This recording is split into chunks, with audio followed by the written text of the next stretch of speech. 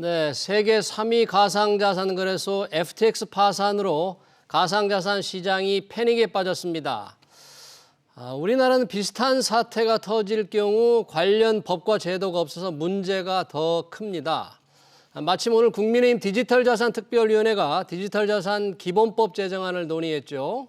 어떤 법안인지 그리고 FTX 파산의 영향은 어떤지 알아보겠습니다. 이장우 한양대 글로벌 기업가 센터 겸임 교수 전화 연결돼 있습니다. 교수님 안녕하십니까? 네, 안녕하세요. 네.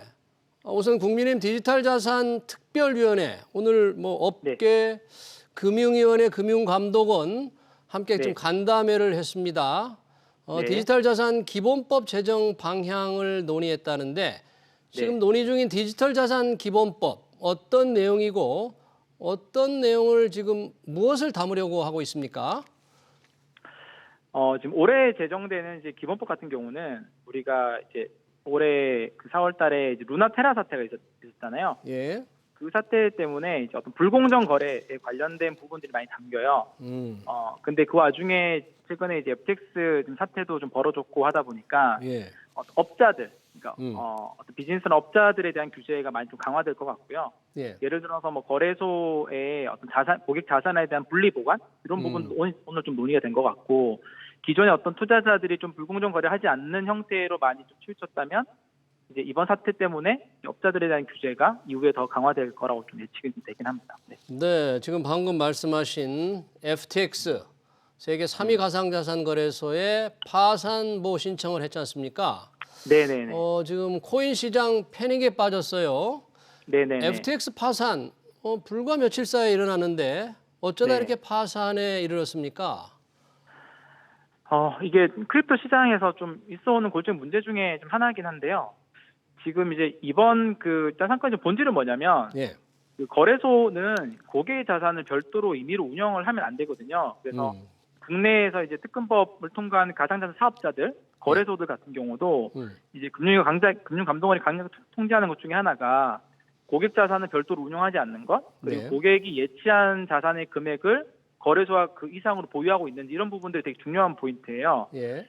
왜냐하면 거래소는 거래를 하려고 많은 자산들이 유입되잖아요, 고객 자산들이. 예. 근데 FTX 같은 경우는 그 고객 자산을 다른 데로 이용을 한 거거든요. 물론 이제 이용을 한 것들은 자기의 자회사, 어떤 이제 크립토 자산 운용 회사가 있는데, 네. 거기에서 부족한 자산을 FTX 고객의 자산을 활용해서 대출해주는 모델들을 하다 보니까 이제 연쇄적으로 이제 어떤 효과들로 인해서 이제 터지게 되는 거죠.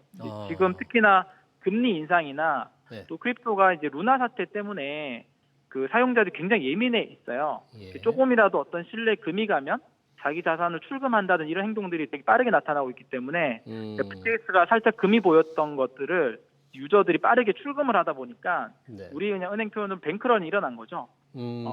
코인런 그게 이제- 일어났군요. 네, 맞습니다. 네.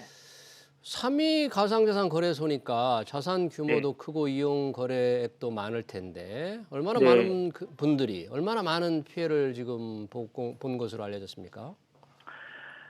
지금 이제 알려진 것들은 그 부족한 금액 자체가 한 15조에서 60조 가량 된다고 하거든요. 굉장히 폭이 넓잖아요. 네. 이것도 지금 현재 명확하게 뭔가 파악이 안 될 정도로 급하게 파산 신청이 됐고요. 예. 이런 것들이 계속 좀 모아지고 있는데, 기본적으로 한 15조 이상 정도의 금액이 좀 부족하다라고 좀 보면 될 것 같아요. 근데 문제는 예. FTX 거래소 같은 경우는 그 거래소를 이용하는 기관들이 많았습니다.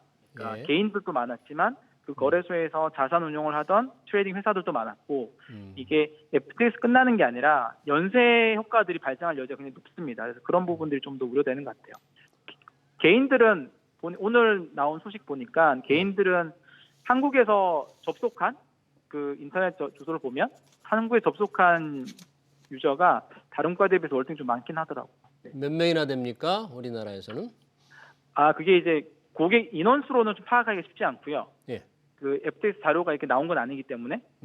근데 이제 우리가 인터넷 접속지를 보면 어느 국가에서 가장 많이 접속한지는 좀 대략 판단이 되는데, 네.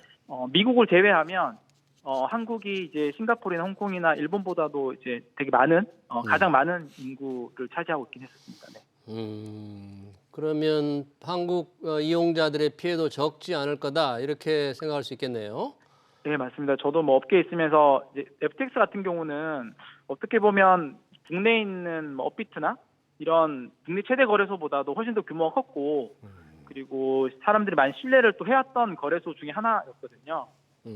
그리고 지난 루나 테라 사태 때도 FTX 거래소 뭐 대표가 그 시장에 뭐 자금을 수요를 하면서 많이 했던 역할들도 있고 그래서 뭐 한국 유저들이 상대적으로 많이 이용했던 거래소 중에 하나이긴 했었습니다. 네, FTX 가상자산 거래소 파산 관련 얘기 잘 들었습니다. 지금까지 이장우 한양대 글로벌 기업가 센터 겸임 교수였습니다. 고맙습니다. 네, 감사합니다.